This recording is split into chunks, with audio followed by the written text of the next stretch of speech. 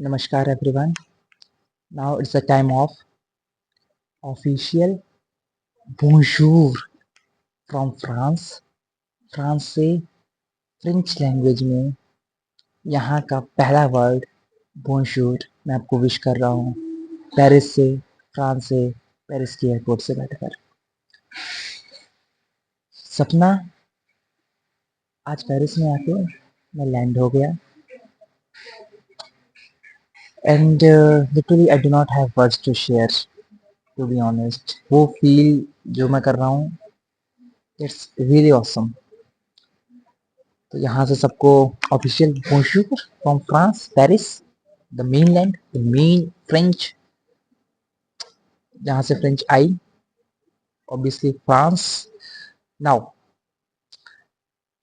I want to share some information since I am here.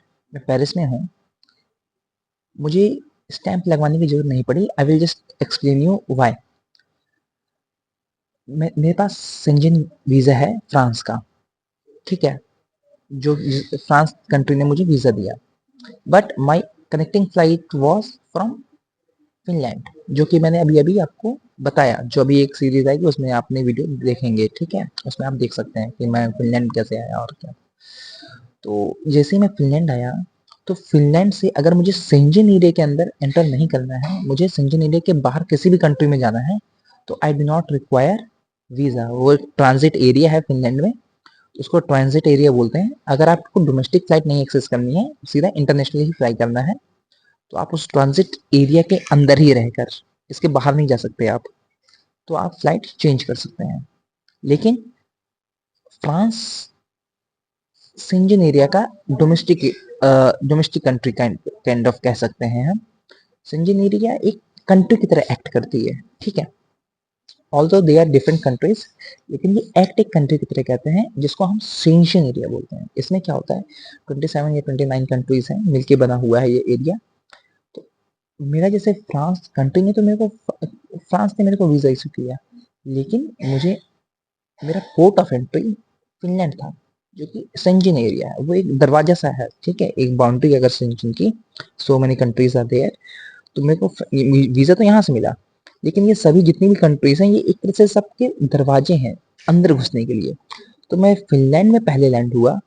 अब मुझे अंदर जाना है शेंजन एरिया के, जो कि फ्रांस, मुझे क्योंकि मेरी मेन डेस्टिनेशन फ्रांस है। अगर मेरी बाहर होती तो मुझे दरवाजे के अंदर घुसना ही नहीं पड़ता, शेंजन एरिया में घुसना ही नहीं पड़ता, मैं बाहर से ही चला जाता ट्रांजिट एरिया के ही अंदर रहकर। लेकिन अब मुझे फ्रांस एक्सेस करना है, जो कि शेंजन एरिया के अंदर है, तो मुझे यहाँ से वीज़ा शो करना पड़ेगा मुझे, जो कि मेरे पास ऑलरेडी फ्रांस का था। मैं इमिग्रेशन गया, सिक्योरिटी पहले क्लियर की, सिक्योरिटी सबको क्लियर कर देती, सिक्योरिटी क्लियर की।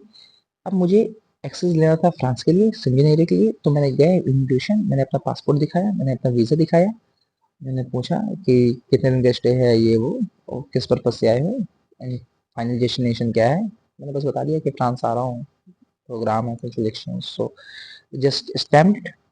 नाउ अब मेरी एंट्री ऑफिशियली शेंजन एरिया में हो जाती है। अब मैं जितनी भी कंट्रीज हैं, बिना स्टैम्प के, मेरे को बार बार अब स्टैम्प लगवाने की जरूरत नहीं है। ये मेरे को यहाँ पेरिस आके पता चला। तो मैं कहीं भी एक्सेस कर सकता हूँ। मैं स्टैंप लग गई हेलसिंकी वांटा की, फिनलैंड से, पासपोर्ट पे 2 जुलाई 2025 को। अब मैंने वहाँ से फ्लाइट बोर्ड की पेरिस के लिए।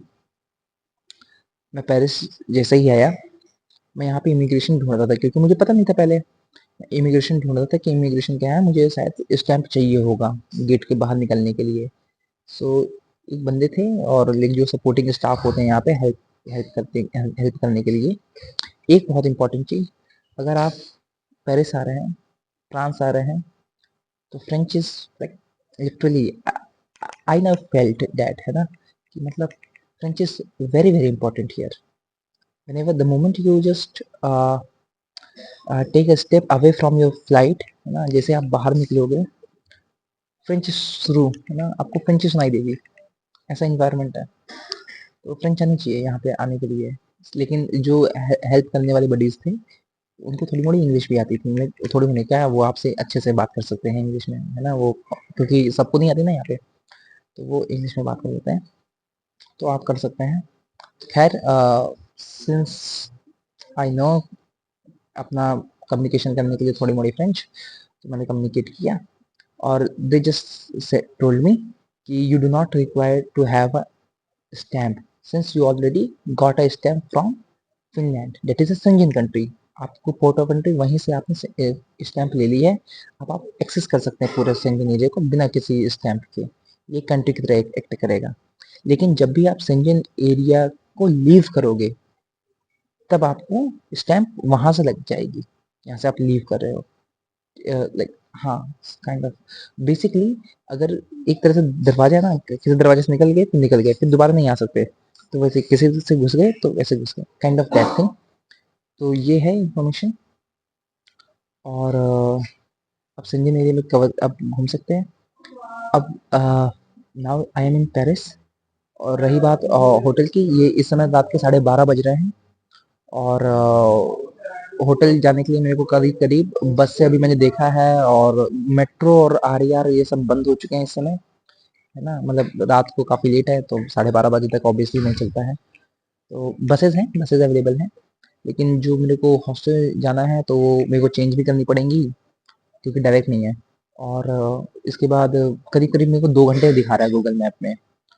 तो इट्स फार बेटर कि मैं थोड़ा सा वेट कर लूँ, क्योंकि आर ई आर शुरू हो जाएंगे करीब 4-5 बजे के आसपास सुबह, तो मेरे को मान लो आधा घंटा तो ऐसे निकल गया आपसे बातचीत करने में, है ना। तो 2-3 घंटे मैं एयरपोर्ट एक्सप्लोर कर लूँगा तब तक। और फिर मैं आर ई आर पकड़ के, क्योंकि वो डायरेक्ट है ना, स्ट्रेट है और कोई चेंज नहीं करना, सिंपल वे है और काफ़ी कन्वीनियंट भी है ना, कॉस्ट इफेक्टिव है बहुत। तो उसको मैं टेक करूँगा, पकड़ूंगा और फिर मैं हॉस्टल जाऊंगा अपने। और अब तो 3 तारीख लग गई तो मेरे को अब प्रोग्राम में जाना है, तो बेसिकली मैं जाके एक बार थोड़ा सा नैप वैप ले लूँगा, क्योंकि मुझे 2 बजे के बाद प्रोग्राम में जाना है, तब तक मैं रेस्ट कर लूँगा थोड़ा। ऑलराइट। सो अभी अभी बस मैं यहाँ एयरपोर्ट में हूँ, और मैंने बताया कि like just really very important here, और दैट आई फेल्ट, है ना, यहाँ पे महसूस हुआ और काफ़ी अच्छा लगा। तो अभी तक का तो अपडेट ये था, और कुछ आप अपडेट चाहते हैं तो प्लीज़ लेट मी नो। आप सजेस्ट कर सकते हैं, है ना, कोई भी चीज़ें अगर आपको पूछनी हो। लेकिन बाय द वे मैं भी बिगिनर ही हूँ, है ना, तो जो भी मैं फील कर रहा हूँ तो वो मैं आप सबको बता दे रहा हूँ, है ना।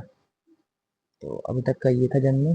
हाँ, दूसरी चीज़, उबर वगैरह सजेस्ट किया गया था, like they were saying the people who help me कि हाँ ये बसेस वगैरह हैं और लाइक ऐसे जा सकते हो। उन्होंने बताया, मैं तो खैर वो तो मैंने पहले सर्च कर रखा था, लेकिन मैं टाइम 2-2 घंटे लग रहा था। तो उबर वगैरह ये सब में दे देना है कि अब रुक रहे हो तो 2-3 घंटे वेट भी कर सकते हो, क्योंकि यहाँ मतलब रुक सकते हो, है ना, ऐसा कोई कम वो नहीं है कि भाई छोड़ के जाओ, ऐसा मैं सोच रहा था कि शायद जाना पड़ेगा, नहीं रुक सकते हो। और मतलब अगर मैं वो करता हूँ, टैक्सी वगैरह करता हूँ अकेले के लिए, तो बहुत ज़्यादा कॉस्टली पड़ जाएगी, 60-70 यूरोज भी हो सकता है, 50, मतलब 50 तो मैंने फ़ोन में ही देखा था। अब पता नहीं अचानक अगर चाहिए तो शायद, क्योंकि मैंने बुक नहीं किया तो मुझे कुछ आइडिया नहीं है, लेकिन हाँ 50 यूरोज तो लगेंगे। और सुबह सुबह देखिए, आप सुनिए फ्रेंच, है ना, फ्रेंच बोल रहे हैं ना, यहाँ पे फ्रेंच है बहुत, है ना।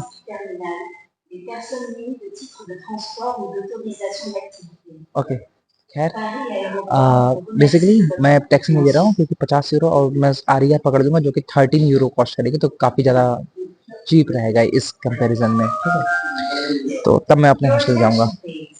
सो अभी तक अपडेट ये, और ऑफिशियल बोनशूर फ्रॉम फ्रांस।